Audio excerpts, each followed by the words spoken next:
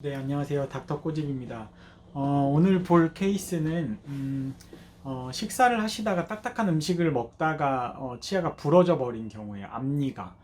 대부분 뭐 딱딱한 음식을 한 번 잘못 씹었다 그래서 치아가 부러질 정도는 아니거든요. 그러니까 뭐 주먹 다짐을 했다거나 아니면 커다란 뭐 교통사고나 어떤 큰 외력에 의해서 치아 앞니가 꽈당 부딪히고 깨지는 경우는 충분히 있을 수 있지만, 밥 먹다가 뭔가 갈비 같은 거 뜯었는데 뭔가, 아니면 사과를 물었는데 깨졌다는 건 치아에 뭔가 그 전에 뭔가 치아가 많이 패여서 뭐 서비컬 어브 프랙션이 너무 깊었거나, 아니면 치아에 뭐 실금이 가 있거나 치아가 뭔가 이미 약화가 돼 있었던 거죠. 그래서 뭔가 소인이 분명히 있을 거고, 그거에 대해서 미리 치과를 다니셔가지고 그 소인을 없애줬으면 하는 아쉬움이 있는 케이스고요. 어찌됐든 뭐 환자들 입장에서는 뭐 아프지 않으면 병원을 잘 안 가잖아요. 그래서 일단 뭐 깨졌으면은 이거를 뽑을 수밖에 없나? 그런 고민을 하다가 저희 병원에 오신 환자 케이스입니다.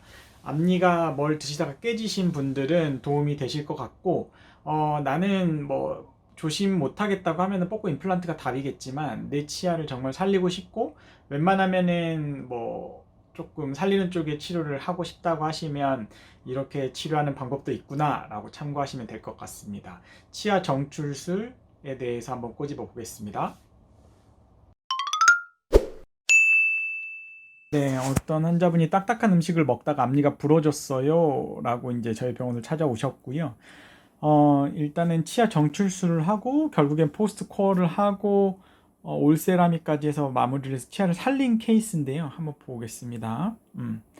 50대 남자분이 딱딱한 음식을 먹다 부러진 앞니가 있었지만 환자는 꼭 살리기를 원하셨어요. 본인이 이렇게 살리고 싶은 의지가 강해야 돼요. 그래야지 저희도 할 만한 뭐 좀 의욕이 생기고, 본인이 그런 의욕이 없으시면 저희가 고생해서 살렸는데 보람도 없고 서로 그렇거든요. 그래서 환자분의 캐릭터도 되게 중요하고, 이런 치료를 함에 있어서 잘 따라오느냐, 그것도 저희한테는 굉장히 중요한 부분입니다. 그래서 저희가 어려운 치료를 하고 주의사항 같은 게 굉장히 잘 지켜져야 되는데, 그런 거를 잘 못 지켜주는 환자들 같은 경우에는 저희도 조금 치료 계획을 세움에 있어서 살릴 수 있는 기회가 있지만 조금 임플란트 쪽으로 유도를 하는 경향도 있고요. 그래서 환자분의 캐릭터가 굉장히 중요하고 본인 치아를 살리고 싶은 욕구가 굉장히 강한 분이셨어요.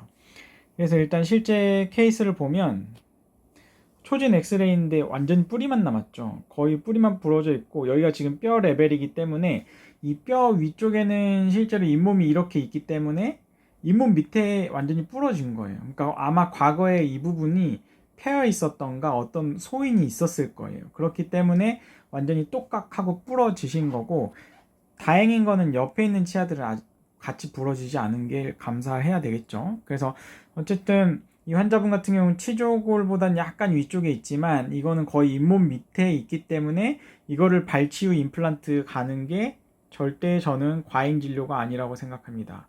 발치 임플란트도 굉장히 좋은 치료 옵션이고요.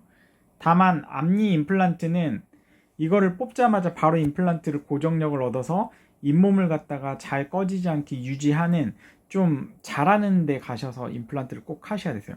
근데 어찌됐든 이 환자분 같은 경우에는 치아 뿌리도 정상적이었고 뿌리가 막 그렇게 짧은 편도 아니었기 때문에 일단 살리는 쪽으로 치료를 좀 하기로 했어요. 그래서 일단은 뭐 이걸 발치한다고 하면은 뭐 브릿지로 하느냐 임플란트로 하느냐, 뭐 그거에 대한 고민이 있을 수 있지만 저희는 살렸습니다.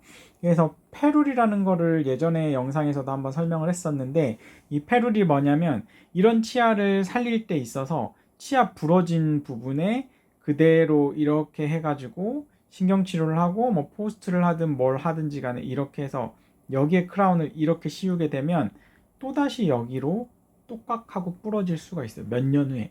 당장 하자마자는 정말 괜찮아요. 근데 이게 정말 잘된 치료인지 여부는 몇 년 후에도 멀쩡하게 잘 쓰고 잘 유지가 되고 색깔이 유지가 된다 그러면 잘된 치료지만, 몇 년 후에 다시 똑같 부러졌다고 하면은, 물론 이제 환자분이 뭐 주의사항이나 이런 거를 너무 단단하고 질긴 거를 씹다가 했다 그러면 어쩔 수 없지만, 일상생활을 하다가 이게 부러졌다고 하면은 이거는 치료 계획 자체가 수립을 할 때부터 뭔가 문제가 있었다, 일부 이렇게 생각이 되는 거고. 그래서 페룰이 뭐냐면은 최소한 본인 치아에 여기가 보통 이제 저희가 2, 3mm인데 2, 3mm로 삥 둘러져서 크라운이 씌워져야 교합력이나 그런 걸 견디는데 좋다, 오래 쓸 수 있다, 유지력이 강해진다, 이렇게 되는 걸 이제 저희가 페루를 법칙이라고 하고, 그래서 치과의사들은 어떻게든 이 페루를 갖다 유지해주기 위해서 굉장히 노력을 합니다. 그래서 진단은 3급 치관 치금 파절인데, 이게 1, 2, 3급을 구분하는 기준은 3급은 이미 신경이 노출된 케이스예요. 그래서 신경을 포함한 일단 뭐 치관부나 치근부, 뭐 치아 머리 부분과 뿌리가 부러졌다. 그리고 치료 계획은 신경치료하고 외과적 정출술을 하기로 했습니다. 외과적 정출술, 정출하는 방법에도 외과적 정출술이 있고 교정적 정출술이 있는데, 그거는 케이스 바이 케이스로 선택을 하는데, 저는 개인적으로 잇몸 레벨이 괜찮다고 하면 외과적 정출술이 환자한테도 좋고 저희한테도 좀 빨리 끝낼 수 있는 부분이라서 좋아하는 편입니다. 그리고 포스트 올세라믹 크라운 하기로 이렇게 계획이 되어 있습니다. 그래서 일단 신경치료를 했고요. 그리고 이제 이거를 잡아 뽑아 올린 거죠. 그 전 사진 보면 뿌리가 거의 이 부분에 있었죠. 이 부분에 이렇게 그 전에 있었는데, 이거를 갖다가 위로 뽑아 올린 거죠. 그래서 신경치료를 하고 뽑아 올린 거고, 옆치아에 그냥 이런 식으로 레진으로 고정을 한 거예요. 뭐 이 고정을 하는 방법도 와이어로 묶는 방법이 있지만, 이 환자분은 와이어 없이 옆치아에 레진으로 그냥 붙여가지고 이렇게 고정을 해줬어요. 뭐 이 정도면 뭐 치아가 부러진지 모르겠죠. 그래서 그냥 일상생활 하는데 지장이 없고, 그래서 한 3, 4주 정도 묶어 놓으면 거기에 다시 인대가 붙고 뼈가 천천히 생기기 시작합니다. 그래서 3, 4주 정도 후에 치아의 흔들림을 먼저 보고요. 흔들림이 괜찮다, 오케이, 교합력 얻을 수 있다. 그리고 통증, 환자가 느끼는 통증이 없다. 그러면 포스트 코어하고 크라운 본뜨셔도 되세요. 그리고 이제 뼈가 생기는 작업은 위쪽에 뭐 크라운 씌운다고 해서 뼈가 덜 늦게 생기는 것도 아니고 알아서 몸이 생기게 하는 거니까요. 그래서 일단은 포스트 뭐 기둥 세우고, 여기 자세히 보면 여기 치아가 여기죠. 그리고 여기가 이제 포스트 코어를 한 부분이고요. 그래서 충분히 저희가 요구했던 2, 3mm의 페룰이 얻어진 거죠. 그래서 이제 여기가 약간 이제 잇몸을 예쁘게 해주기 위해서 잇몸에 피가 나는 상태에서 사진을 찍어서 이렇게 보이는데, 이렇게 되는 경우는 보통 이제 임시치아로 눌러 놓으면 돼요. 임시치아로 한 일주일, 2주일만 놓더라도 잇몸이 예쁘게 자리를 잡습니다. 그래서 이제 기공 과정이고요. 올세라믹 크라운, 뭔가 투명도가 있죠. 투명도가 우수화해서 자연 치아랑 가장 예쁘게 이맥스, 이보크라 비바덴트에서 나오는 이맥스 크라운이 오리지널이고, 그게 굉장히 예쁜 보철물을 만들어 줄 수가 있습니다. 그래서 실제 환자분이 맨 처음 부러져서 오셨던 치아가 이 치아인데 어떤가요?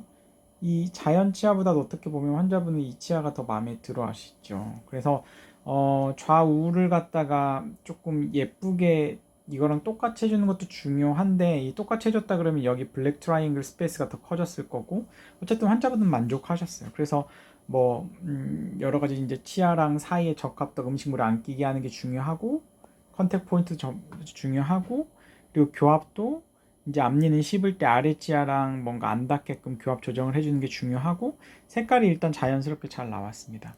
그래서 엑스레이 사진 보면 여기가 벌써 뼈가 많이 생겼죠. 그리고 이제 이 아랫부분은 신경치료를 한 부분이고, 여기 윗부분은 이제 포스트를 한 거고요. 여기는 이제 크라운이 된 거죠. 그래서 여기 부분의 크라운의 이 부분은 이제 또 페룰이 2mm, 3mm 얻어졌기 때문에 충분히 오래 쓰실 수 있다. 그리고 흔들림도 이 정도 뿌리 길이면 잇몸만 더 나빠지지 않는다면 충분히 앞으로 오래 쓰실 수 있다. 이 환자분이 뽑고 임플란트 하셨다고 하시면 좀 아깝죠. 그래서 환자분은 본인의 의지대로 치아를 살렸고 심미적으로 완성이 됐고, 주기적으로 정기 체크가 굉장히 중요하겠습니다. 치아 뿌리가 짧아졌기 때문에 잇몸이 나빠진다고 하면, 잇몸이 이만큼 뼈가 내려간다고 하면 이제 치아 흔들림이 이 옆치아보다 더 빨리 생기겠죠. 그래서 양치 잘 하시고 정기 체크업을 잘 오셔야 됩니다. 그래서 6개월 정기 체크업 보니까 여기 뼈가 다 생겼죠. 이제 이 치아 몇 년이나 쓸까요? 환자분이 또 뭔가 딱딱한 거나 해서 뭔가 다치지 않거나 외상이 없다고 하면, 저는 잇몸 관리만 잘 하신다고 하면은 주기적으로 크라운 10년에 뭐 한 번씩 바꿔가면서 좀 오래 쓰실 수 있으시지 않을까. 2, 30년은 거뜬하다고 저는 개인적으로 생각합니다.